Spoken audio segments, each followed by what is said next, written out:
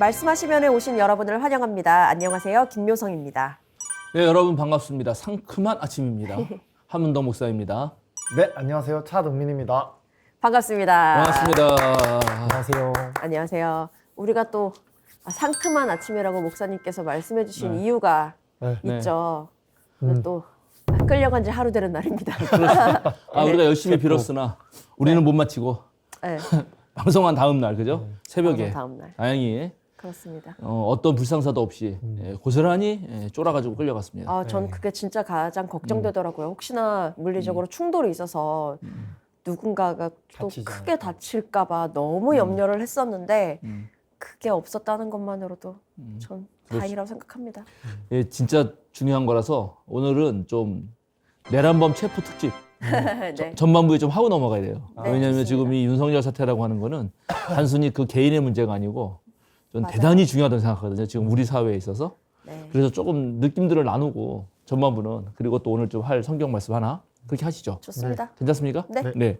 일단 계엄부터 체포까지잖아요. 네. 12월 3일 날 계엄을 했고 뭐 바로 해제됐지만 이제 그 이후에 아주 질이 멸렬하고 공수처에 한번 실망도 하고 네. 그러고 지금 한 40 며칠 걸린 거죠, 지금. 43일 걸렸어요. 43일. 40 며칠 걸려서 딱 체포가 됐습니다. 그 체포 과정, 계엄부터 체포될 때까지 좀 뭘 느꼈는지 궁금하더라고. 그걸 좀 듣고 싶어요. 동민군도 듣고 싶고. 일단 좀 이런 말 좀 추악하다. 추악하다. 윤석열이. 네, 그리고 저희 나라의 어떻게 보면 대통령이신데 좀 구질구질한 느낌이 살짝 있었어요. 그렇지. 그러니까 그것도 그렇고 이게 이렇게나 걸릴 일인가. 네. 맞아요. 그래서 그게 좀 많이 어지럽더라고. 좋습니다. 우리 장군님은? 저는 뭐라 그래야 될까? 윤석열 한 사람 자체에 대한 문제도 너무 심각하긴 하지만 그 사람들을 지지하고 있는 사람들 저는 그 사람 자체를 비난하고 싶진 않거든요. 전 약간 뭐라 그럴까? 왜 사회가 이렇게 되었나? 옛날에는 뭔가가 비이성적인 집단이라고 하면 굉장히 극소수였고 그들의 의견을 표출하는 구조가 굉장히 어려웠었잖아요. 근데 이번 사태를 보면서 되게 막무가내식으로 그냥 아무 말이나 내뱉는 그런 주장을 할 수 있는 구조가 아니 구조적인 문제라는 건 아니고 왜 그런 사람들이 많아졌을까? 이런 거에 대한 너무 심각성을 느꼈어요. 좀 공포를 느꼈다고나 할까요? 어제 체포가 되고 난 다음에도 마음이 좀 불안하더라고요. 불안한 게 여러 가지 감정이 교차하지만 너무 좋은 일이 생겼을 때 안 좋은 일도 동시에 오기 때문에 너무 기뻐하지 말자 이런 마음도 솔직히 예기불안처럼 그런 게 있기도 했고 그리고 지금 체포가 되긴 했지만 이걸로 끝난 게 아니라서 지금부터 시작될 많은 일들이 있는데 그걸 잘 감당을 해야 될 텐데 이 사회 자체가 그러면서 좀 걱정도 많아졌어요 다시. 혹시 장군님은 윤석열이 네. 내가 계엄을 해야겠다. 네. 그런 생각을 어느 시점부터 했을 거라고 생각해요. 계엄이요. 예, 또 시사방송도 많이 나오시니까 그냥. 그 계엄의 결정적인 이유는 명태균이라고 생각을 하는데 그 전에 계엄을 할 수 있는 기질은 이미 검찰 때부터 검사 때부터 있었던 것 같고요. 그리고 난 다음에 대통령이 되면서 권한까지 주어지니까 와 이거 내가 할 수 있는 거구나. 날 괴롭히는 거 못하러 소통이 필요하고 못하러 정치가 필요해. 내가 가진 힘을 발휘하면 되는 건데 라면서 계속 깨지기 시작하면서 자신을 거부당하기 시작하면서 결심하지 않았을까 싶어요.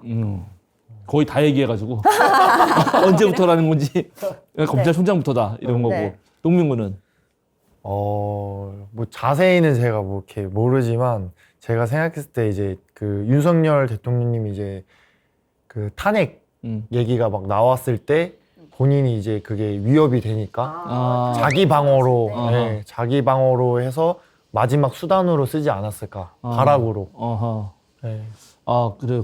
그거 상당히 일리가 있네요. 네네. 맞아요. 저는 박사님은 언제부터요? 사실 저는 대통령 될 때부터 될 때부터? 당선됐을 때부터. 계엄 간다? 이미 계획해둔. 네, 그러니까는 왜 그렇게 생각했냐면은 김건희가 이제 국민의힘에서 최종 후보로 될 때 그 국민의힘하고 얘기를 했을 거 아니에요. 네. 윤석열은 전혀 준비가 안 돼 있다가 갑자기 그런 쪽에서 끌어당겨가지고 얘 그냥 되기만 하면 된다 이런 식으로 되잖아요. 그렇죠. 이 보수 정당의 가장 큰 문제가 좀 그거거든요. 그래서 보수 내에서도 많이 갈라지게 맞아요. 돼요. 준비된 사람을 잘 내세워서 정말 보수가 있다면 보수적 가치도 의미가 있는 건데 맞아요. 그게 아니라 이건 보수도 아니고 그냥 이익 집단이 누구를 대리로 세워놔야 우리한테 유리한가를 놓고 될 것 같으면 아무나 세워놓는 거거든.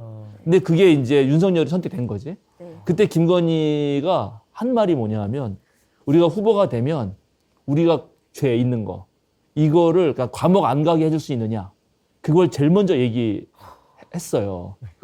저 어떻게 하여튼 어느 언론에 나왔는데 정확히 기억 안 나는데 나는 그때부터 이 사람들은 대통령이 되는 순간부터 겁에 질려 있었다. 그러니까 무슨 말이냐면 언제든 감옥 갈 수 있잖아요. 네네. 예, 그러니까는 감옥을 안 가는 방식은 대통령을 계속하는 방식밖에 없어요. 그치?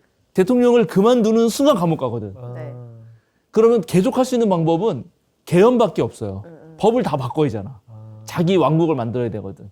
그래서 나는 그 시점이 언제가 될지는 뭐 어느 때 하겠다 이건 아니지만 그 방법밖에 없다라고 생각해요. 이미 검찰은 이제 딱 잡고 있잖아요. 그 다음에 한 게 자기 친구 이상민 내세워가지고 경찰을 잡은 거예요. 행안부 이렇게 해가지고 막 경찰을 타고 다시 뒤흔들어 놨어요. 그거 기억하실까 모르겠는데. 그리고 마지막으로 이제 군대까지 동원한 거지. 차근차근 간 거예요. 물론 그 시점은 이제 명태균 폰이 곧 창원 검찰에서 이제 폭발할 거 당장의 칼날이었고. 오니까 네. 이제 지금밖에 없다 이렇게 한 건데 이제 이런 거죠. 근데 이제 이런 사태를 보면서 제가 제일 고민스러운 거는 아까 장군님 말했는데 어쩌다가 우리 사회가 윤석열이라는 인간을 대통령 자리에 올려놓나 하는 거예요. 저는 이제 거기에 우리의 원죄가 있다고 생각하는데 저는 크게 세 가지 정도를 생각하거든요. 첫 번째는 역사를 제대로 청산하지 못한 거. 그러니까는 친일파들을 못 몰아낸 거예요. 그러니까는 이제 우리가 해방이 됐잖아요. 사실은 조선이 점점점 무슨 쇠락해 가는 그런 어떤 시기였지만 동시에 조선도 조선 내부 내에서 새로운 개혁에 대한 의지가 있는 그런 학자들이 막 일어나고 있었거든요. 그래서 조금 고생은 하더라도 가만 내버려 두면은 조선은 조금 늦더라도 아마 서구 근대 문명에 자생적으로 적응하면서 훨씬 나은 문명을 만들 가능성이 있었는데 일본이 갑자기 쳐들어 와가지고 35년간 지배하면서 길을 빼놓잖아요. 그러니까 해방이 되면 거기에 빌붙었던 놈들은 무조건 처단해야 되거든. 그래가지고 1948년인가 그때 이미 반민족 행위 처벌 특별위원회 줄여서 반민특위가 결성됐고 거기서 정말 그런 놈들 다 잡아서 하려고 했는데 그거를 결국 해산시킨 게 이승만이거든. 이승만이 그때 반공 이데올로기, 그거는 공산주의를 몰아낸다라고 하는 그걸 강력하게 가지고 있으면서 친일파를 대거 등용하고 그런 인간들이 이제 경찰 쪽으로 들어오고 그땐 경찰이 엄청 셌거든. 네. 순사의 뒤를 이어서. 그게 하나가 큰 문제다. 그게 결국 윤석열을 대통령 만들어 놓은 거다. 또 하나가 이제 우리가 근대화, 자생적 근대화가 아니라 서양 거를 베껴가면서 근대화를 했거든요. 그래서 100년 만에 근대라는 게 되게 압축적으로 됐어요. 조선이 좋은 사회인데 좋은 사회지만 역시 양반과 쌍놈이 있고 주인과 종이 있잖아요. 근데 계급이 있는 거 이런 거를 벗어 던진 게 근대화인데 이 근대화의 과정이라고 하는 거는 합리적 사유를 차분히 해보는 거거든. 근데 그러면 합리적 사유를 왜 해야 되냐면 그래서 법도 만들고 자연과학도 공부하는 이유는 미래를 예측하는 가능성이 훨씬 높기 때문에 그래요. 법을 만들어 놓으면은 횡단보도 함부로 건너가면 처벌받구나 이거 알잖아요. 네. 그런데 놀랍게 지금 윤석열을 통해서 본 거는 아직도 근대화가 제대로 안 됐다. 주술이 판을 치고 있다. 그러니까는 압축적 근대화의 실패가 윤석열을 대통령 만들어 놓았다. 그리고 세 번째가 있는데 이제 어느 순간 이 격변의 100년을 지나면서 우리 민족이 조금 그 도덕성 같은 걸 상실한 거예요. 그러니까 서양은 신을 죽였다, 신은 죽었다. 이렇게 하면서 종교가 가지고 있는 하나님을 없애버림으로써 오히려 인간적인 세상을 잘 만들어가는 노력을 했는데 우리는 그거를 너무 급하게 받아들이면서 우리가 원래 가지고 있던 좋은 정신 같은 건 사라지고 결국 돈 있는 놈, 힘 센 놈, 숭배하는 게 너무 과해졌다는 거죠. 그래서 결국 윤석열도 된 거 아니에요. 검찰. 그 전에는 지금 우리가 이번에 알게 된 거지만 윤석열이 검찰로서 대통령이 될 때만 해도 많은 사람이 기대했던 건 다 기억나시는가 모르겠는데 아마 정직할 거고 정의로울 거고 또 검찰들은 스스로 다 똑똑한 애들 아니야? 법을 공부하고 이렇게만 알았죠.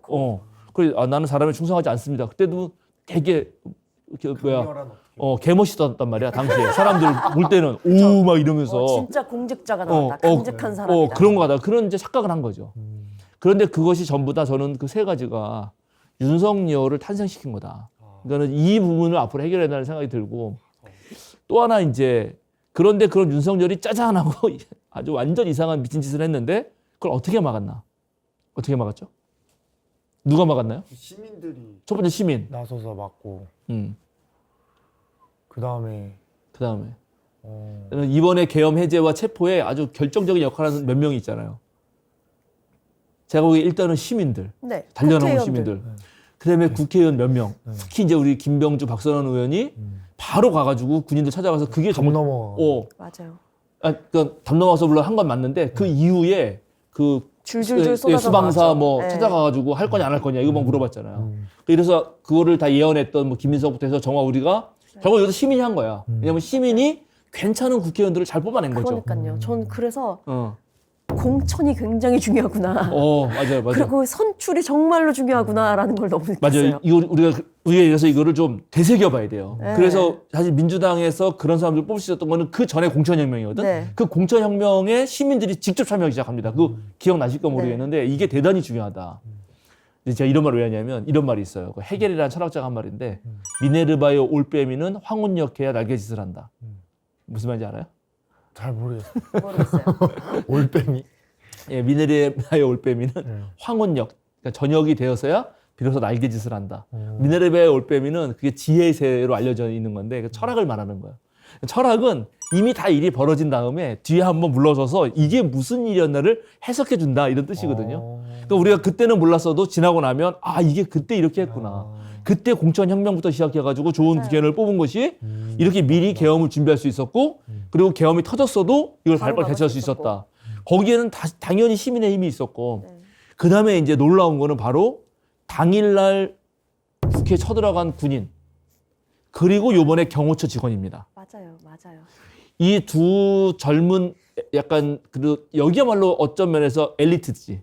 똑똑한 군인 중에서도 똑똑한 군인들. 정말 자긍심을 갖고 일했던 사람. 그렇죠. 제대로 일하는 사람들. 네. 자기 분야를 되게 잘하는 사람들이 갖고 있는 공통의 감각이라는 게 있어요. 이거를 커먼 센스라고 하거든. 우리말로 상식이라고 번역하지만 그렇게 말하면 좀 조금 약간 더 감성이 떨어지네요. 공통의 감각이라고 하는 게 정확한 네. 발음이에요. 커먼 센스잖아. 네. 그래서 우리 사회가 이렇게 지금 옛날부터 한 100년 동안 민주사회가 됐잖아요. 그럼 민주사회에서 자라나서 익힌 그런 젊은 이들의 공통의 감각이 있다고요. 그 공통의 감각을 가지고 이건 아니잖아라고 한 거죠. 군인들도 이건 아니잖아? 지금 경호처 직원들도 이건 아니잖아? 그래서 몇 명은 휴가 내고 안 가고 제가 한 명 알거든? 휴가 내고 안 간 사람? 진짜요? 예. 그 휴가 내고 안 가고 그다음에 거기서도 그날 당일날도 지금 버스 안에 있거나 그 중간 간부들이 명령해가지고 방 안에 있거나 그래서 맨 처음에 2시에 소집 명령 내리는데 몇백 명이 있는데 150명밖에 안 모였다는 거 아니에요. 그리고 형광복 입고 딱 구분해가지고 오히려 경찰들이 인도하고 네. 단 한 명도 지금 현행범으로 체포되지 않았습니다. 얼마나 그거는 다행이에요. 네. 이거는 막지 않았다는 거죠. 열어준 거죠. 거지. 근데 그거는 정말 공통의 감각이에요. 근데 이 공통의 감각이 왜 중요하냐면 저는 이번에 윤석열이 조금이라도 이 공통의 감각이 있는 사람이었으면 전 성공했을 확률이 높다고 생각해. 그러니까 윤석열이 너무 무지막지하고 이게 너무 없기 때문에 오히려 실패한 거예요. 좀 알았으면은 훨씬 더 주도 면밀하게 됐겠죠.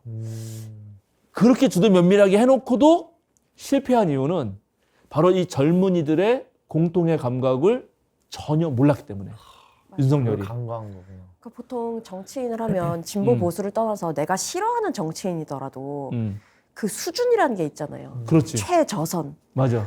적어도 나라를 위해서 일한다고 하는 사람이면 상식적인 수준에서 그 최저선이 있는데 지금의 대통령은 윤석열은 그 최저선 저 지하 밑으로 뚫고 가는 상상 이상의 사람이어가지고 그러다 보니까 말씀하신 커먼 센스를 갖고 있을 리가 없다 생각이 들더라고요. 그리고 이제 또 하나 이제 요 상황에서 이제 이번에 또 놀라운 것 중에 하나가 사실은 그 엄청난 뭐 몇십만이 모인 또는 뭐 100만 넘게 막 모이는 이런 집회 현장에서의 그 또 감각이거든요. 흔히 많은 분들이 말하는 뭐 20, 30대 여성들의 이번에 원래부터 활동을 했는데 네. 그동안 두드러지게 나타나지 않다가 이번에 아주 두드러지게 나타났거든요. 이거 어떻게 해석해야 되나? 이거 사실은 저도 이제 저는 이게 세대별 그 논의가 있어요. 그래서 저 위가 이제 386이고 우리 386 별로 안 좋아하지. 나는 X 제너레이션, 신세대. 저도 X세대, 신세대. 그 다음에가 살짝 여기는 M도 들어가요. M, 저는 약간 MG. M. 그 다음에 여기가 살짝. Z, 여기 Z고 그 다음 밑에가 알파인데 네. 그래서 쭉 MG 잘파면 이렇게 쭉 내려가요. 물론 이게 세대가 꼭 맞는 건 아니지만 그 대강 보면 그랬을 때 우리 386 선배들이 지금 이 사태를 잘 이해를 못 하셔. 내가 이렇게 말을 해보면 그래요? 놀라고 대단하다고는 보시는데. 대단하다 보는데 이게 왜 어떻게 이렇게 됐지? 네네. 그 형들, 그 선배들, 뭐 그 누나들 입장에서는 좀 그동안은 얘네들이 정말 이 민주주의 우리가 일궈오는 이런 거 뭐 알까? 뭐 이런 생각을 많이 하셨거든. 네. 솔직히 어른들이. 그러니까 이제 세 종류의 꼰대가 있는데 일단 국제시장 꼰대 어르신들, 이제 전쟁도 안 겪어본 배고픔을 모르는 거기 황정민 나오는 네네네. 분 역하는 니네가 고생을 안 해봐서 아니야. 그렇다 이렇게 하는 20대들은 얘기할 때 그 다음에가 386이에요. 너희는 왜 민주사회를 위한 헌신이 없냐? 이념을 가지고 이데올로기를 가지고 정말 자유와 해방을 위해 싸워야지. 그 다음에 이제 그 다음 꼰대가 우리예요. 우리는 뭐라 그러냐면 20대들한테 좀 자유롭게 네 하고 싶은 거 살아라. 네네. 해외 여행도 막 가고 신나게 네 인생을 살아라. 근데 그게 다 꼰대 소리예요. 왜냐면 20대 너무 힘들거든. 맞아. 그래서 저는 근데 생각이 좀 있어요. 그 얘기를 좀 나누고 싶어. 저 생각은 지금 20대, 30대에 저는 가장 큰 충격을, 이건 그냥 제 생각이에요. 이게 뭐 강요하고 싶은 것도 아니고 제가 혼자 생각해 보는 건데 이분들에게 가장 큰 한국 사회에서의 충격은 전 두 가지 생각해요. 네. 하나가 세월호, 하나가 이태원이라고 생각합니다. 일단 세월호 때가 지금으로부터 거의 11년 전이잖아요. 그때 고등학교 2학년 애들이란 말이에요. 그때의 우리 사회 전체 고등학생들, 중학생들, 또 그 위는 이제 뭘 배웠냐면 가만히 있으면 국가나 어른들이 가만히 있으라고 해서 그 말 들으면 죽는다. 책임져주지 않는다. 네. 그랬어요. 그런데 코로나 때문에 가만히 있었어야 됐잖아요. 네. 그리고 코로나가 끝나자마자 이태원 축제가 열린 거고 거기에 나왔어요. 근데 거기서 어느 누구도 정말 국가가 완전히 아무것도 안 하고 그렇게 이제 된 거야, 일이. 그러니까 그 10년의 세월 동안 우리 그 20, 30대 여성들이 그곳에 중간중간에 강남역 살인 사건이라든가 해가지고 그 뭐랄까 우리 사회가 정말 안전하지 않다. 보호해주지 않는다. 안전하지 않고 보호해주지 않고 이거는 이렇게 하다가 못 살겠다. 그리고 실제로 이제 교제하면서 폭력을 당하는 그래서 죽음에 이른 게 드러난 것만 해도 지난 뭐 몇 년 동안 1,600 몇 명이거든요. 그리고 이제 또 하나 재밌는 게 제가 재밌다기보다는 좀 제가 주의 깊게 보는 게 그 김난도 교수라고 매년 뭐 트렌드 20 뭐 2024 뭐 20 이런 거 하는 분이 있어요. 네. 올해 2025년 트렌드 중에 하나가 아보아라는 게 있어. 아보아요? 아보아 뭔지 아세요? 모르지. 아보아? 소확행은 들어봤죠. 네. 소확행. 줄임말이구나. 그 아보아도 줄임말인데 소확행이 소소하지만 확실한 아직? 행복 아니에요. 네. 그게 아보아? 요즘에 젊은 분들의 그거였다고 한때 떴잖아요. 네네네. 근데 그거보다 더 제가 보기엔 후퇴한 거예요. 아주 보통의 하루예요. 아보하. 아보하. 아주 보통의 하루. 그러니까 뭐냐면 지금의 그 젊은 세대들이 느끼는 게 그냥 소소하고 확실한 행복도 그런 거. 됐고 평범한. 그냥 평범한 아주 보통의 하루만이라도 지내면 좋겠다는 생각이 가득하거든. 저 딱 그 감정을 어제 체포된 다음에 느꼈어요. 알죠? 그죠? 이제 우리가 약간 아주 보통의 하루가 될 것 네. 같잖아. 아주 보통의 하루를 느낀 게 체포되고 제가 방송을 마치고 집에 와서 그냥 흔들 의자에 앉아서 TV를 유튜브를 오랜만에 그냥 예능 유튜브를 보면서 햄버거를 한 입 먹는데 와 이런 하루가 나한테 주어졌네? 라는 생각이 들더라고요. 근데 사실 그게 원래 아주 보통의 하루거든. 그러니까요. 아니 햄버거 먹으면서 울 뻔했다니까요. 당연한 건데. 맞아요. 이게. 당연한 건데. 그래서 이제 이런 현상에 대해서 우리가 생각해야 된다. 그래서 이것을 함께 가지고 있는 이게 그들의 아까 말한 공통의 감각인 거지. 이제 이런 그리고 그 이태원 나오고 나서 국가가 지난번 세월호 때 뭐 당했다 그러면서 완전히 비상식적인 일을 하잖아요. 뭐 이거를 얼굴 없는 우페 갖다 놓지 않나, 이 근조 쓰지 말고 그냥 뭐 달라고 하지 않나, 완전히 이상한 짓을 하거든. 그러니까는 지금 윤석열이라고 하는 존재가 말하는 거는 우리 사회가 그동안 쌓아왔던 모든 거를 근저부터 무너뜨리니까 이런 일이 벌어진 거다. 자, 그래서 이제 남은 과제가 있어요. 저는 분명히 좀 뭐 느리는 것 같이 보이고 뭐 어떻게 할지 보여도 분명히 저는 이제 구속되고 탄핵 인용되고 다음에 민주시민에 의한 새로운 정부가 탄생한다고 생각합니다. 근데 이제 문제지.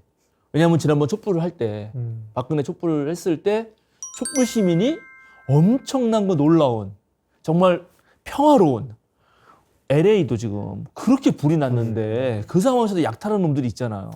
그 서구는 진짜 애들이 좀 천박해, 솔직히. 찔하다. 근데 우리는 그런 일이 없거든요. 사실 광주 때도 그렇게 여기 완전히 했었어도. 네, 거기서도 단 한 번도 한 건의 도둑 절도 사건이 없었거든. 그게 우리란 말이에요. 우리가 되게 품격이 높아요. 그러니까 촛불 그때 2016년 겨울 17년 넘어가는 그 촛불 혁명이라고 하는 거는 엄청난 거야.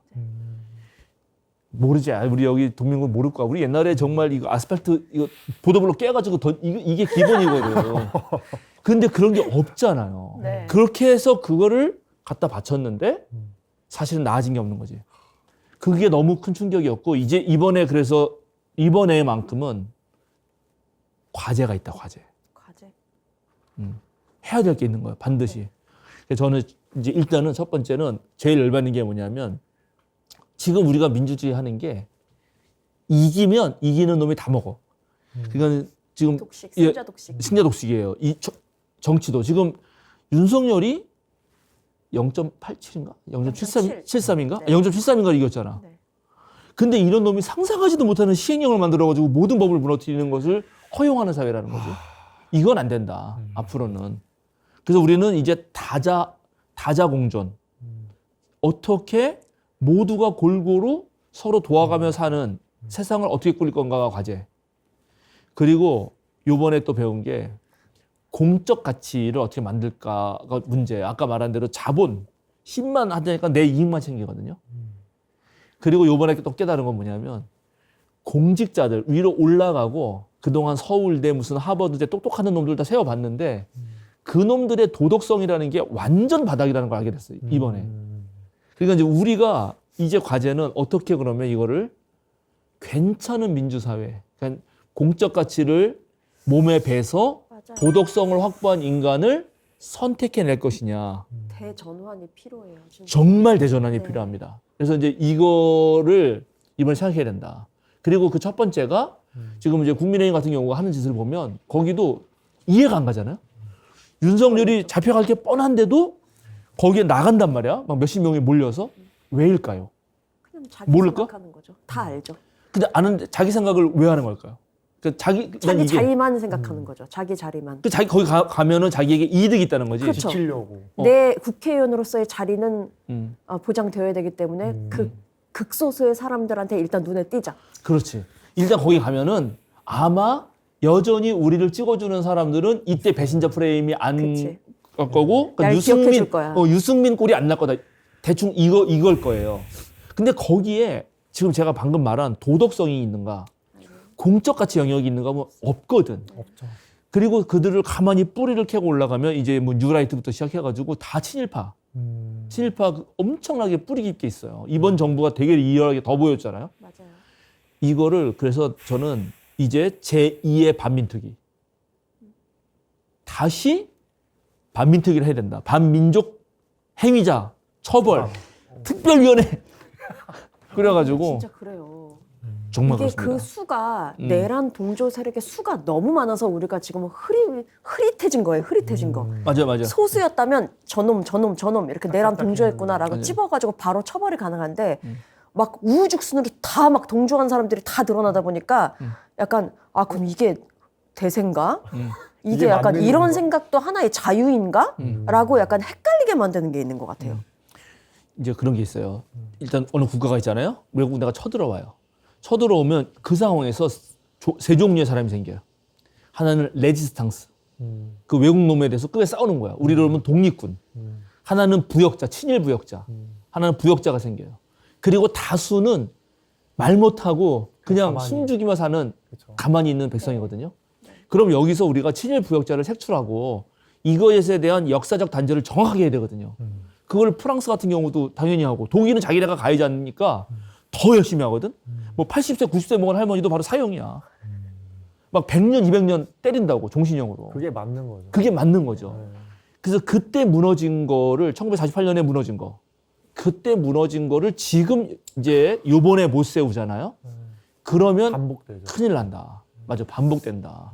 그 진짜 중요한 게 이번에 뭐 20, 30대 여성도 그렇고 어르신들도 저 반대 집회에 나온 그 사람들 그냥 다 포함해서 다 약간 마음에 그런 열망들이 있는 것 같아요.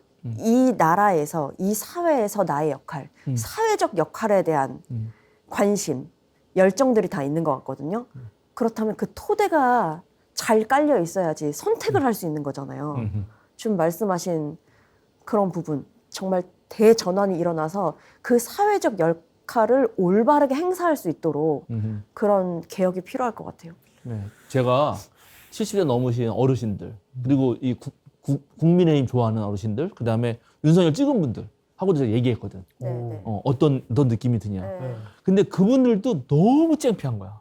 맞아요. 그렇더라고요. 그분들조차도 왜 이건 자기 발목을 찍었나. 이 왜 후회하는 거죠. 완전히 후회하는 거예요, 진짜. 그래가지고 내 손을 잘라버리고 싶다는 사람도 있었어요. 너무 부끄럽다는 거야. 네. 외국이 어떻게 보겠냐. 내가 엊그제도 만나서 어떻게 생각하세요? 그랬더니 야, 이 너무 정말 창피해서 얼굴을 못 들겠다. 대통령이라는 작자가. 그렇게 되는 거죠. 자, 그래서 어쨌든 이제 앞으로 우리는 이제 어떤 사람을 만들어야 되냐. 우리 스스로가 우리가 코로나 때 우리가 너무 잘했잖아요. 네. 국가의 말도 잘 듣고 잘 안 나가고 제가 그래서 농담 삼아서 얘기했거든요. 우리가 원래 마늘 먹고 동굴에서 사람 될 때 마늘 먹고 동굴에서 오래도 견뎠잖아. 그 곰이 그래서 우리가 된 거 아니야. 목사님한테 이런 말씀 듣기 쉽지 않아요. 당구신화에 나오잖아. 그래서 우리가 그때부터 잘 견딘다고 틀어박혀서 못 견딘 호랑이는 도망가가지고 못했잖아요. 네, 그 농담으로 했는데 근데 그때 그런 우리 한국의 현상을 보고 외국의 석학이라는 것들이 전부 다 한국은 동아시아 국가에서 권위주의적인 데이기 때문에 그렇다면 이런 식으로 얘기를 했어요. 근데 그렇지 않다라는 거를 당시 시사인이 서울대 사회학과 교수들하고 같이 이 현상을 어떻게 이해되느냐를 놓고 논문이 나온 게 있거든. 시사인에. 한 2회인가 3회 연재했어요. 거기에 보면 아주 좋은 말이 나와요. 이거 제가 되게 중요한데 그걸 잘 연구해 봤더니 한국은 이 마스크 쓰는 것도 자기가 안 걸리려고 하는 게 아니라 남에게 피해를 줄까 봐. 그러니까는 한국은 이미 근대화돼서 어느 정도 개인주의자가 됐는데 놀랍게 공동체를 배려하는 개인주의자가 됐다는 거야. 그러니까 이건 무슨 말이냐면 사적인 거 나도 잘 살고 싶지. 나도 성공하고 싶지. 그런데 그거를 하면서도 그것이 공적 가치에 피해를 안 주는 방식으로 개인주의화된 백성이라 이거지. 그러니까 앞으로 이거를 이제 정수복 선생 같은 경우는 이타적 개인주의자라고 부릅니다. 그러니까 공동체를 배려하는 개개인들의 주체성을 어떻게 만들어 갈 것이냐가 진짜 앞으로 우리의 과제다. 이거를 해내야 된다, 지금. 그러면서 그 공적 가치에 반드시 사회적 약자들, 소수자들, 아보화가 안 되는 아주 평범한 보통의 하루를 살기 어려운 분들에 대해서 이 사회가 또 내가 어떻게 배려할 것이냐의 문제가 정치적으로, 제도적으로 확립돼야 된다. 그리고 그 역사에서 배신 때린 것들, 자기 먹고 살기 위해서 역사적 배신을 때린 것들은 진짜 다시 한번 올해 사사성어 발본세원 해야 된다. 제가 선정했습니다. 네, 이게 되게 중요하다 말씀을 드리고 싶었어요. 그래서 이 우리 이제 그리스도인들도 성경만 본다고 해서 뭐가 하나님이 뚝 주는 게 아니고 그 성경 말씀을 가지고 어떻게 이 세상에서 참된 그리스도인을 살 것이냐를 물을 때 제 말이 정답이란 건 아니고 저처럼 한번 같이 고민해 보자. 나는 이런 고민을 했다. 말씀을 드리고 싶었습니다. 괜찮나요? 좋습니다. 네, 좋아요. 그러면 네. 자 우리 또 이제 지난주 하나 더 해봅시다. 네. 복습을. 지난주는 이 의사소통의 부재가 네. 오해가 네. 얼마나 비극을 음. 만들어 오는가. 음. 말만 했더라도 맞아요. 그죠? 예, 말만 했더라도 그 얘기 좀 했고요. 사실 가만 보면 상당수 우리가 벌어지는 안 좋은 일들을 부정적 일들은 오해에서 오해로. 발생하는 게 진짜 많아요. 맞아요. 예. 근데 그 용기 진짜 힘들어. 분명히 뭐 같은데 그러면 가서 편하게 물어보면 되는데 정말 혹시 그랬어요? 이렇게 근데 이게 네. 너무너무 힘들어요. 오해하지 않는 방법 제가 어디선가 봤었는데 음. 기본의 자세가 뭐냐면 오해하지 않으려면 상대방의 어떤 말이나 행동 속에 선의가 있다고 일단 믿는 것. 일단 네, 일단 믿어야지 음. 오해를 안 하게 된다. 음흠. 뭐 이런 얘기가 있더라고요. 그렇죠. 그거는 나도 누구한테 얘기할 때 내가 나쁘게 얘기할 사람이 아니잖아요. 그러니까 상대도 그럴 거다. 그쵸. 네. 그런 거지. 일단 저 맞아요. 사람의 의도에는 나쁜 게 일단 없을 거야. 음. 라는 전제를 갖고 한번 시작해보자 하는 게 있더라고요. 그래서 이제 그런 비극적 오해가 안 생기는 게 되게 중요하다. 요셉이 그래서 아빠한테 너무 오해를 해가지고 아빠한테 연락도 안 하고 그랬는데 나중에 다 풀렸다. 네. 다행히. 그리고 또 하나 이제 요셉의 마지막 잘못. 이게 권력을 이용해. 네, 권력 위기 상황 이게 이런 게 있어요. 민주가 다 좋을 것 같지만 나라가 극도로 그러니까 위기에 있을 때 아주 급박한 순간에는 민주가 안 돼요. 민주는 차분히 모든 사람의 의견을 듣고 수기를 하고 조율하는 시간이 필요하거든요. 근데 지금 맞아요. 당장 급해. 그럴 때는 민주적 방식이 반드시 좋은 건 아니에요. 그때는 카리스마 리더가 필요해요. 그래서 일단 이 문제 불난 것부터 끄고 불난 것부터 끄고 그 다음에 이제 민주를 해야 되거든요. 그러니까 여기는 지금 위기였던 거지. 그래서 이 급박한 위기를 이제 딱 갑자기 히브리 종놈이 여기 성경 표현은 히브리 종놈이 총리가 돼가지고 아주 강력한 카리스마를 가지고 리더로서 역할을 했는데 그 과정에서 그 모든 것을 파라오에게 몰게 함으로써 권력을 절대화했다. 근데 제가 지난번에 말씀드렸듯이 절대 권력은 절대로 부패합니다. 그럼 망하는 거예요. 그러니까 만약에 지금 이번에도 그래도 우리는 다행인 게 시민들이 이걸 해가지고 괜찮았어요. 그죠? 근데 만약에 이런 사태를 다른 누군가가. 만약에 이렇게 해봅시다. 공수처의 그 공수상이 초반부터 진짜 멋지게 한 거야. 만약에 멋지게. 그래가지고 탁탁탁 하고 딱 잡아가지고 딱 넣어. 그러면 갑자기 그 사람이 뜰 수 있잖아. 그렇죠.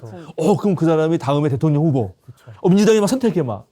그리고 막 이 법원 이상해가지고 이재명 대표를 막 감옥에 집어넣고 막 이렇게 되면 이제 누구 하지? 근데 걔 있잖아 그때 막 한번 뜬 사람 있잖아. 한 번 뜬 사람 있잖아. 근데 들었지? 괜찮을 것 같지? 이렇게 하다가 망하는 거야. 맞아요. 윤석열이 그랬잖아 사실은 그때요. 그래서 언제나 어떤 위기를 모면할 때에 영웅이 등장한다 하더라도 그 영웅에게 모든 권력을 몰아주는 거는 안 된다. 네, 이거 정말 조심해야 된다. 맞습니다. 라는 게 지난주였습니다. 오늘은 이제 또 다른 인물 하나를 얘기하려고 해요. 루벤입니다. 루벤. 루벤. 오늘 루벤 이제 간단하게 하고 마치려고 하는데 자, 먼저 일단 한 구절 보죠. 49장 3절 읽어주세요. 르우벤아 너는 나의 맏아들이요 나의 힘 나의 정력의 첫 열매다. 그 영예가 드높고 그 힘이 드세다. 이 말만 보면 진짜 멋있잖아요. 네. 최고의 아들. 최고잖아. 네. 그냥 우리 맏아들이고. 그러니까는 야곱처럼 산전수전 다 겪고 그래서 이제 이름도 바뀌었잖아요. 하나님과도 싸워 이기고 네. 사람과도 겨뤄서 이긴 사람으로서 이스라엘로. 네. 첫 아들이란 말이에요. 고대 사회에서 장자라고 하는 거는 이루 말할 수 없는 그런 모든 거를 받는 사람이거든. 그러니까는 이 말이 맞지. 영예가 드높다. 힘도 세다. 네. 자, 그런데 동민군 4절 읽어주세요. 그러나 거친 파도와 같으므로 또 네가 아버지의 침상에 올라와서 네 아버지의 침상을 더럽혔으므로 네가 으뜸이 되지 못할 것이다. 그렇지. 이건 근데 지난번에 이게 이제 11세기 랍비가 설명해 놓은 건데 이건 오해였다는 거잖아요. 네. 그러니까 이게 지금 안타까운 게 르우벤은 얼마든지 그 야곱의 아들들 중에서 최고의 자리에 위대한 영웅이 될 수 있었어요. 그 12를 전부 다 이끌고 어찌 보면 요셉 역할을 르우벤이 할 수도 있었지. 근데 왜 르우벤은 그렇게 안 되는가? 왜 모든 사람이 가지고 있는 위대한 가능성은 소멸되고 마는가? 오늘 이 얘기를 하려고 합니다. 그렇잖아요? 마찬가지로 동민군도 앞으로 이쪽 분야에서 뭐 모델 또는 헬스트레인 분야에서 전 세계에 타의 추종을 불한 사람이 될 수도 있고 그게 안 될 수도 있어요. 그렇죠. 그럼 그거는 어떻게 되는 어디서 갈라지나 요 얘기를 해보려고 하는 거예요. 네. 되게 이해하시겠죠? 네네. 자, 문재인 대통령이 네. 당시에 이 촛불 시민의 열망을 가지고 올려놨으니까 진짜 위대한 대통령이 될 수도 있었거든요. 네. 코로나 시국에 그렇게 못한 건 아니야. 근데 잘했지만 그 이후에 또 욕을 바가지로 먹잖아요. 네. 왜 그렇게 되었나? 요 얘기를 같이 해야 된다. 자, 그래서 첫 번째 실패를 봅시다. 37장 19절에서 22절 읽어주세요. 그들은 서로 마주보며 말하였다. 야, 저기 꿈꾸는 녀석이 온다. 자, 저 녀석을 죽여서 아무 구덩이에나 던져놓고 사나운 들짐승에 잡아먹었다고 하자. 그리고 그 녀석의 꿈이 어떻게 되나 보자. 르우벤이 이 말을 듣고서 그들의 손에서 요셉을 건져내려고 그들에게 이렇게 말하였다. 목숨만은 해치지 말자. 피는 흘리지 말자. 여기 들판에 있는 구덩이에 그 아이를 던져넣기만 하고 그 아이에게 손을 대지는 말자. 르우벤은 요셉을 그들에게서 건져내서 아버지에게 되돌려 보낼 생각으로 이렇게 말한 것이다. 이걸 보세요. 이제 이걸 이해해 돼. 이걸. 결과는 어떻게 됐죠? 결과는 팔려갔죠. 요즘. 팔려갔지. 네. 팔려간 다음에 르우벤이 어떻게 하는 줄 아세요? 29절 30절 한번 읽어주세요. 29절 30절. 르우벤이 구덩이로 돌아와 보니 요셉이 거기에 없었다. 그는 슬픈 나머지 옷을 찢고서 형제들에게 돌아와서 말하였다. 그 아이가 없어졌다. 나는 이제 어디로 가야 한단 말이냐. 이게 이상하잖아. 이게 뭐예요? 이게 이상하지. 네. 그러면 이 얘를 팔아버리자라는 논의에 르우벤은 당시 없었던 것이다. 네. 이렇게 이해할 수밖에 없잖아요. 네. 구덩이만 넣자. 그다음에 이거. 넣고 원래는 다시 데려가려고 했던 거잖아요. 그 계획이 있었잖아요. 네. 이렇게 계획한다는 거는 벌써 르우벤은 사려가 있는 인물이라고. 얘를 죽이면은 아버지는 어떻게 할 거며 이게 또 우리 형제들이 할 짓이냐. 아무리 배다른 형제라고 하고 그 어린 애가 지 잘난 맛에 뭐 꿍꿍 얘기하고 그랬어도 이건 아니다라고 정말 아들로서 제일 큰 형으로서의 품성이 있단 말이죠. 있죠. 그리고 잠깐 아마 사이를 비운 사이에 형제들이 모여서 팔아버리자 하고 근데 판 것도 제가 지난 말했지 데이라고 데이. 그게 형제들이 그렇게 작당만 하고 직접 정말 걔네들이 판 건지 작당은 했는데 마침 미디안 상인들 지나가다가 이 구덩이에 애가 있으니까 그걸 데리고 뭐 팔아버려서 데리고 간 건지 애매하죠. 근데 루빈이 들어보니까 없어진 거야. 이럴 때 우리가 뭘 느끼게 되는가? 왜 맏아들인데 아버지의 권력이 다 있는 앤데 그렇죠. 왜 여기서 그냥 구덩이에 던져놓은 이게 뭔 말이야? 핑계처럼만 들리죠. 마음 한켠에는 그래도 좀 그런 게 있지 않았을까요? 시기하고 질투하고 이런 그래요? 게 있었는데 근데 이제 뭔가 양심상 그래도 이건 아닌 것 같은데 하다가 이제 팔려간 거죠. 그러니까 자. 르우벤한테 최저선이 있었는데 결단을 하지 못한. 맞아. 그렇죠. 그러니까 망설임인 거야. 주저주저 하는 거라고 지금. 이게 문재인 대통령의 잘못이라는 거야. 강력한 힘이 있었잖아요. 강력한 힘이 망설임. 있고 그 힘을 주어줬으면 받아들이잖아. 그러면 딱 애를 가르쳤어야지. 안 된다. 하지 마라. 하지 마라. 이건 아니다. 그리고 요셉을 지가 데리고 갔어야지 그냥. 근데 여기서 그렇지 않고 구덩이에 던져 넣자. 여기서부터 꼬인 거고. 그러니까 이거는 정확하게 자기 할 일을 안 한 것이다. 형제들한테 뭔가 미움받고 싶지 않아 그런 심리도 있었을 그러니까는 것 같아요. 그렇죠. 여러 가지가 이제 주저주저 한 그렇죠. 거예요. 그러니까 지금 이 요거의 문제는 여기에서의 르우벤의 문제는 맏아들로서 원래 주어진 힘을 사실은 정확하게 사용할 수 있었는데 말한 대로 뭐 동생들 눈치도 보고 좀 복잡하고 망설이고 주저주저하다가 망쳤다. 사실 그거는 권력이라기보다는 책임인데 네. 책임을 다 했어야 되는데. 이런 겁니다. 첫 번째. 자, 또 두 번째 실패를 보죠. 30장 14절 15절 읽어주세요. 보리를 거두어 드릴 때에 르우벤이 들에 나갔다가 자기 나무를 발견하여 어머니 레아에게 가져다 주니 라헬이 레아에게 말하였다. 언니, 아들이 가져온 자기 나무를 조금만 나눠줘요. 레아가 라헬에게 말하였다. 내 남편을 차지한 것만으로 부족하냐?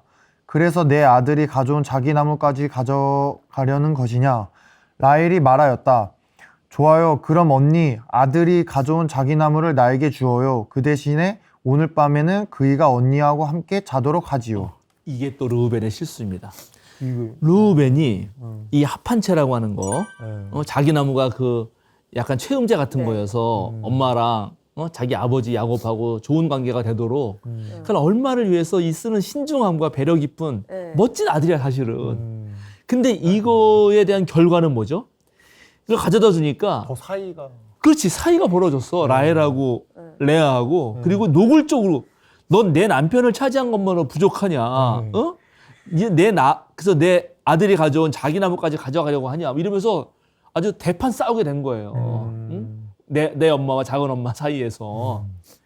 그럼 뭘 했어야 되나? 어떻게 했어야 되나? 르우벤이. 양쪽한테 조금씩 줬어야 됐나? 아니지. 아닌가요? 라헬이 없는 데서 줘야지. 엄마한테 엄마한테 몰래 줘야지. 엄마만 있는 데 가서 이걸 있다 하더라도 엄마만 있는 데 가서 몰래 줬어야지. 이거는 뭐냐 르우벤의? 상황 판단이 미숙하다. 이게 지금 우리의 고민입니다. 저는 우리가 어찌 됐든 왜 우리가 윤석열을 뽑았냐. 물론 내가 뽑은 건 아니에요. 여러분도 안 뽑았겠지.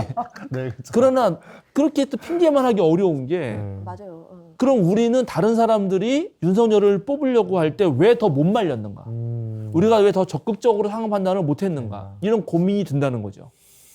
르우벤의 두 번째 실패는 역시 상황 판단 미숙. 첫 번째는 망설이고 주저한 거. 힘을 가지고 그걸 안 한 거. 두 번째는 상황 판단을 잘 못한 거. 세 번째. 자, 장군님. 네. 35장 19절에서 22절. 라헬이 죽으니 사람들은 그를 에브랏 곧 베들레헴으로 가는 길가에다가 묻었다. 야곱이 라헬의 무덤 앞에 비석을 세웠는데 오늘날까지도 이 묘비가 라헬의 무덤을 가리키고 있다. 이스라엘이 다시 길을 떠나서 에델 망대 건너편에 자리를 잡고 장막을 쳤다. 이스라엘이 바로 그 지역에서 머물 때에 르우벤이 아버지의 첫 비라를 범하였는데 이스라엘에게 이 소식이 들어갔다. 예, 이건 제가 지난번에 설명했으니까는 이 사태도 알죠. 예, 오해를 했고 아버지의 분노를 유발했어요. 그러면 이 문제는 뭐냐면 지난주에 말한 거야. 왜 아버지한테 먼저 말씀 안 드렸나? 그러니까 아버지 그냥 말하면 되지. 이건 아니잖아요. 아버지 아무리 작은 엄마 돌아가셨는데 이제 그러면 우리 엄마한테 가셔야 되는 거 아니냐. 잘 했어야지. 그러니까 의사소통과 협상에 실패해요. 자, 왜 위대한 가능성 있는 인간이 위대한 인간이 못 되고 그렇게 되는가? 그것이 실패하고 마는가? 힘이 주어졌을 때 쓰지 않는다. 그죠? 네. 그 다음에 상황 판단에 미스를 한다. 그리고 마지막으로 의사소통에 실패한다. 그러면 자기 안에 가지고 있는 모든 잠재 능력을 상실을 하고 마는 거예요. 근데 그러면 그 사람은 자기가 뭐 그렇게 하고 싶어서 하나? 자기도 어쩔 수 없이 한 게 있을 수 있잖아요. 그쵸. 그럼 르우벤이 왜 그렇게 됐나? 이게 핵심인데 이건 제가 읽어보겠습니다. 네. 29장 31절부터 34절의 말씀입니다. 창세기 29장 31절부터 34절 제가 읽겠습니다. 주님께서는 레아가 남편의 사랑을 받지 못하는 것을 보시고 레아의 태를 열어주셨다.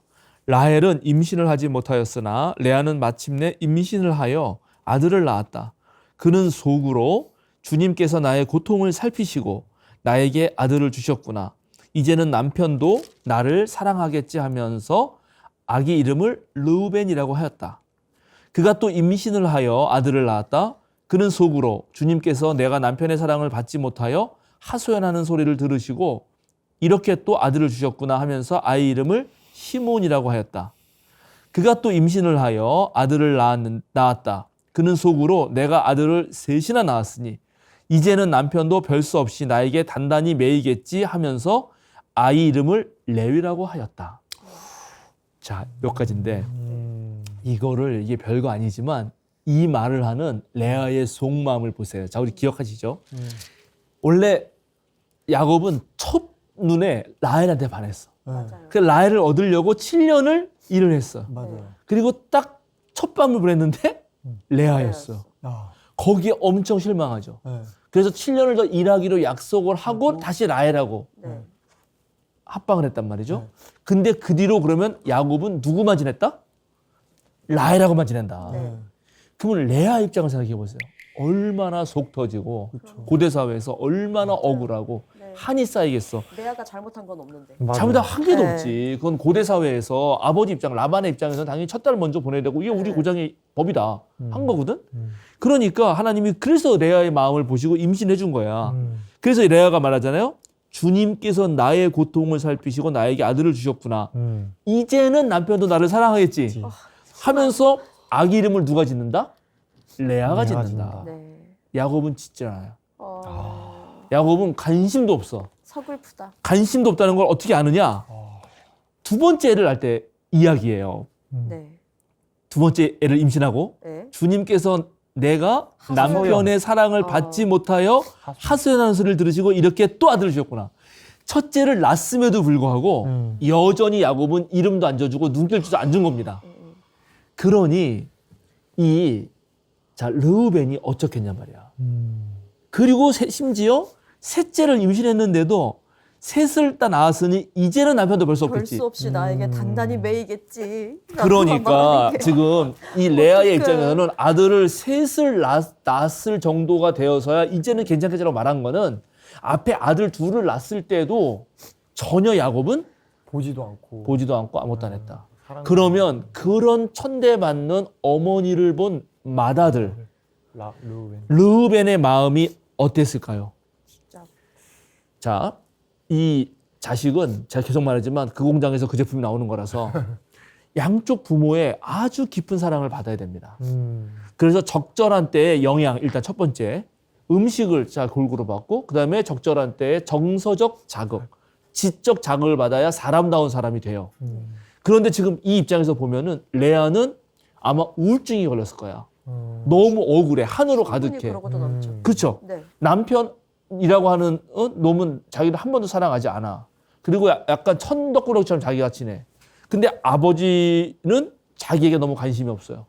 르우벤. 엄마는 맨날 저러고 있어. 이때 이 르우벤이 어떻게 했는가? 과연 르우벤이 제대로 사랑을 받고 자랐을까? 아니죠. 이런 사람들 특징. 이게 뭔가. 애정결핍? 그렇지. 그게 독불 전문. 어떤 일이 벌어지냐면 뒷심이 약해요.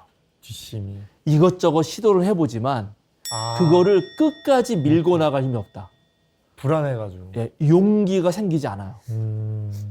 그러니까 르우벤이 앞에서 첫 번째, 두 번째, 세 번째 실패한 거는 맏형임에도 불구하고 요셉을 구하려고 하면 힘있게 딱 가야 되는데 얘가 사랑을 못 받았기 때문에 너무 슬프다. 혹시 이렇게 하다가 또 내가 또 어, 사랑 못 받는 거 아니야? 또 잘못 미움받는 거 아니야? 아닐까? 또 쟤네들이 아, 이게 어. 이해되죠? 이게 심리학적으로 풀어봐야 되거든. 결단도 습관이 되어야 되는데 버릇처럼. 그렇죠. 네. 왜 르우벤은 계속 주저주저하고 망설이고 결단을 내리지 못하고 상황 판단을 잘 못하고 그리고 말하는 의사소통도 그 말조차 못 꺼냈나? 아버지한테 왜 말을 할 수가 없었나? 자, 이제 그 공장의 주인이 대체로 이런 제일 좋은 부모는 민주적 부모입니다. 감정적으로 충분히 사랑해주고 한계선을 긍정적으로 지어주는 거예요. 이건 안 돼? 정확히 말해주는 거. 근데 그렇지 않고 모든 걸 허용해주는 부모가 있어요. 너무 애를 그냥 왕자처럼 키우는 거예요. 예. 그런 애들은 싸가지가 없어요. 근데 약간 이랬다 저랬다 하는 부모가 있어요. 네. 일관되지 못하고. 네. 그런 애들은 약간 외로운 아이가 돼요. 외로운 아이. 왜냐하면 일관되게 해줘야 되는데 어떨 땐 해주고 어떨 땐 안 해줘. 그러면 되게 외롭고 그리고 또 안 해주잖아요. 안 해주면 더 해달라고 더 소리를 박박 악착 같아. 애들이 때를 쓰는 아이가 되고 그런 아이가 되거든요. 근데 이제 가장 큰 문제되는 아이는 어떠냐면 사랑을 요청했는데 그게 폭력으로 와. 아, 혼나는 거야. 네. 아버지 나 이거 뭐 먹고 싶어. 근데 이 새끼 이렇게 해버리는 거야. 네. 근데 이 야곱이 약간 이랬단 말이지 지금. 레아의 관계 속에서. 그러니까 루벤이 무기력한 아이가 됐다.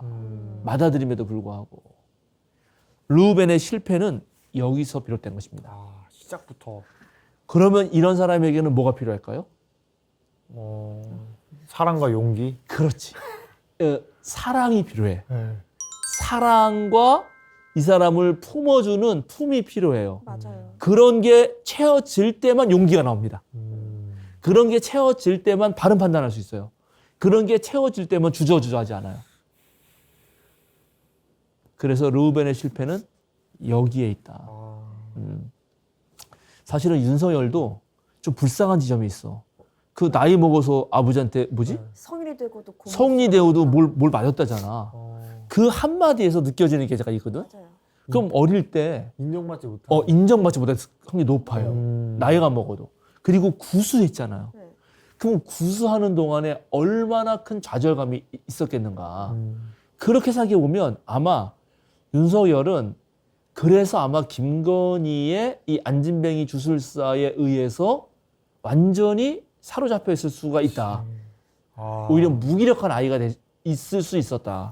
그런 게 좀 타성에 젖었을 수 있을 것 같아요. 음. 어렸을 때는 아버지에게 그렇게 그렇지. 지배를 받고 결혼하고 난 다음엔 아내에게 지배를 받고 누구에게 지배를 받아야 안정적인 사람이 있잖아요. 그게 당연하게. 혹시 그러지 않았을까 추측. 예, 다 뇌피셜인데 네. 그래서 술을 먹고야 자기 얘기를 할 수 있는 거야. 제정신이 하기 어렵지. 예, 그래서 사실은 아주 우리가 넓은 마음으로 큰 틀에서 보면은 인류애적인 측면에서. 아주 인류적인 측면에서 그런 인간 대통령 되면 안 되는 거지 사실은. 그럼요. 예, 검찰총장 되면 또 안 되는 거고 그냥 검사나 조금 하다가 그냥 적절하게 살면 될 사람인데 그러니까는 불쌍하다. 큰 틀에서. 맞아요. 예. 큰 틀에서. 이용만 맞아요. 당하고. 예, 예. 이용만. 물론 그렇다고 지금 뭐 체포를 안 한다거나 그런 건 절대 아니에요. 오해하면 안 제대로 되고. 받아야 되고. 당연히. 네. 그래서 앞으로 다시는 그런 인간들이 대통령 자리에 오르지 않기 위해서 우리가 아까 민주주의 얘기한 것처럼 뭔가 여전히 우리 사회는 사랑이 필요하다. 맞습니다. 네, 포용과 환대와 정확하게 부족한 사랑을 채워주는 일 없이는 결국 성숙한 민주주의도 어렵다. 오늘 그 얘기를 같이 하고 싶었습니다. 맞습니다. 자, 이제 한마디씩 하시죠. 한마디씩 하시죠. 네, 루벤의 실패. 아. 그다음에 우리 이제 체포, 내란범 체포에 대한 얘기 좋고. 그럼 제가 먼저 네. 전 뭐 진짜 사랑이 필요하다라는 말씀이 되게 그냥 너무 많이 익숙한 말이잖아요. 근데 진짜 많이 느끼는 게 이번 시국을 겪으면서 소통에서도 되게 문제가 많이 있구나 우리 사회에. 예를 들어서 그냥 뭐 물 한 잔 주세요라고 이야기하면 되는 거를 지금 물을 안 주고 뭐 하는 거예요? 이런 식의 화법들. 화법. 맞아. 이런 식의 화법이 굉장히 만연해 있다는 걸 되게 많이 느꼈거든요. 근데 그 안에 다 상처가 있구나라는 네, 생각을 네. 들었어요. 이게 물 한 잔 주시겠어요라고 말했을 때 거절당한 경험이 많구나, 많은 사람들이. 그러면서 자신의 어떤 바람들을 표현하는 데 있어서 되게 많이 어색함이 있는 사회인 것 같다. 그걸 보면서 진짜 되게 철학적인 생각도 되게 많이 하게 되고, 뭐 아까 전 사회적 역할을 말씀드렸는데, 이 보편적으로 사람들이 이렇게 사랑을 느낄 수 있도록, 그리고 날섬이 좀 사라질 수 있으려면 어떤 역할을 해야 될까라는 생각을 많이 좀 하게 됐거든요. 근데 오늘 되게 원론적인 이야기긴 하지만 사랑이 필요하다. 이건 사실 대통령실에서도 그 노래를 부르긴 했었는데 사랑이 필요하거든요. 그러네. 그렇다니까요. 진해가 필요했어. 진해가. 그랬는데 진짜 사랑이 필요하다. 그리고 내가 이번 해에 좀 약간 모토로 삼은 말씀이 즐거워하는 자들과 함께 즐거워하고 눈물 흘리는 자들과 함께 눈물 흘리는 그래서 좀 사랑을 채워가는 한 해가 됐으면 좋겠다는 생각을 해봅니다. 아, 좋습니다. 동민군은? 저는 일단 최근에 유튜브를 보면서 그 내란에 관련돼서 이제 그 윤석열을 편드는 사람들이 그게 많이 보이더라고요. 근데 이제 처음에 그 비상계엄 했을 때는 모든 사람들이 다 이제 윤석열의 내란을 좀 저걸 처벌해야 된다라고 나아갔는데 어느 순간부터 그게 변질이 되면서 아까 이제 말씀하신 대로 이게 약간 상황 판단이 뭔가 애매해지는 거예요. 아 저것도 맞는 건가? 약간 이런 생각이 드는 그럴 거예요. 수 있어요. 네. 근데 이제 그게 생각보다 젊은 사람들이 그걸 되게 많이들 말하더라고요.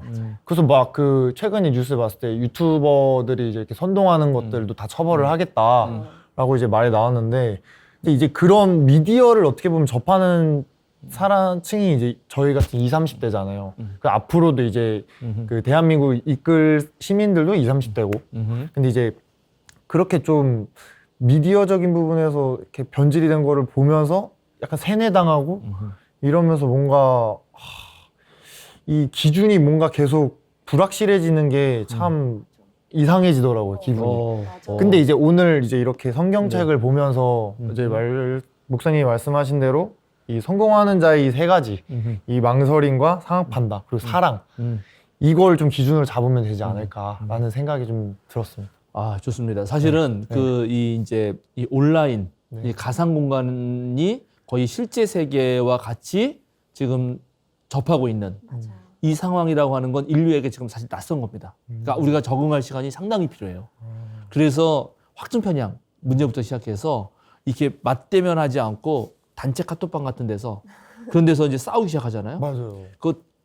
정말 건설적인 해결 방식이 거의 안 나와요. 맞아요. 그래서 이런 부분들 훨씬 더 조심해야 됩니다. 그리고 이제 또 하나가 이제 금융자본인데 아직 인류가 잘 적응하지 못하는 나는 죽어라고 육체적 노동을 해가지고 내 가치를 태웠는데 쟤는 돈 있다는 걸로 갑자기 나보다 몇백 배를 벌고 그럼 나는 그것 때문에 이제 이런 부분 몇 가지가 있어요. 그건 아주 좋은 얘기고.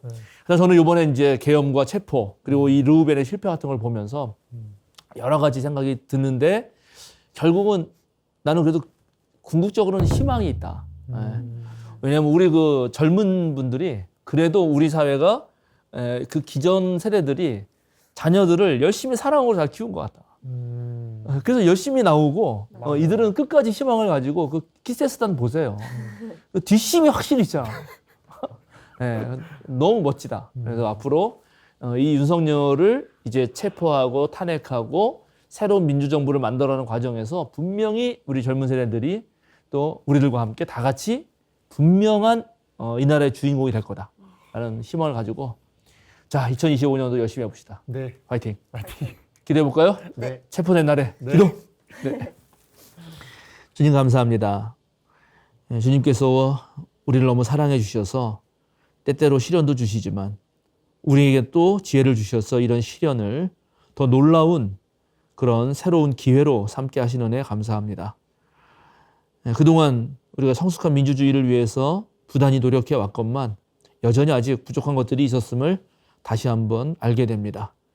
이제 정말 승자가 모든 것을 차지하는 그런 세계가 아니라 이 사회적 약자들과 또 어려운 사람들, 정말 아주 평범한 그 보통의 하루를 살아내지 못하는 이들도 어떻게 잘 살아갈 수 있을지를 고민하게 하시고 혹시 우리가 르우벤과 같은 그런 실패를 반복하고 있다면 우리에게 하나님의 더 크신 사랑을 부어주셔서 우리가 더욱더 용기를 가지고 망설임 없이 주저함 없이 정말 상황 판단도 잘 해내고 또 의사소통을 해가면서 훨씬 더 멋진 이 나라, 이 땅을 만들어가게 하옵소서. 특별히 우리 그리스도인들이 말씀의 토대를 가지고 하나님의 사람으로 올 한 해 잘 살기를 원합니다. 우리 말씀하시면이 그런 데에 큰 역할을 할 수 있도록 주여 함께 도와주소서. 감사드리며 예수님의 이름으로 기도드립니다. 아멘.